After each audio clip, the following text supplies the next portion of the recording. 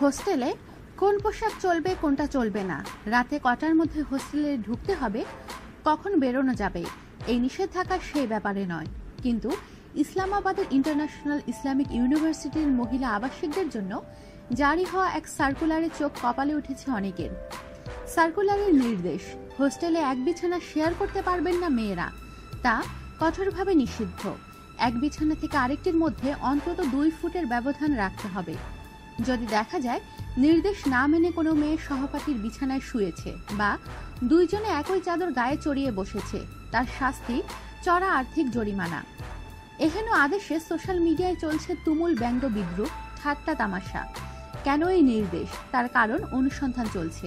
তবে অনেকেই বলেছেন, পারে রক্ষণশীল সমাজের সমকামিতা আতঙ্কে ভুগছে বিশ্ববিদ্যালয় কর্তৃপক্ষ। একই শয্যা ভাগ করলে সমকামী হওয়ার প্রবণতা ছড়াতে পারে ধরে নিয়েই এমন পদক্ষেপ। করাচির জনৈক কমিক শিল্পী শেহজাদ গিয়াস শেখ ওই সার্কুলারের ছবি সোশ্যাল মিডিয়ায় পোস্ট করে মজার মন্তব্য করেছেন। লিখেছেন, একই বিছানা ভাগ করলে যদি যৌন পছন্দ, লিঙ্গ পরিচয় বদলে যেত, তবে তো পাকিস্তানের প্রত্যেক গরিব মধ্যবিত্ত মানুষের পুরুষ বা মহিলা সমকামী হয়ে যাওয়ার কথা। এবার কি তবে মাঝরাতে মেয়েদের হোস্টেলের দরজা ভেঙে ঢুকে লাঠি হাতে পুলিশ মেপে দেখবে বিছানার মাঝখানে কতটা ফাঁক আছে? আমাদের সাথেই থাকুন আর সাবস্ক্রাইব করুন।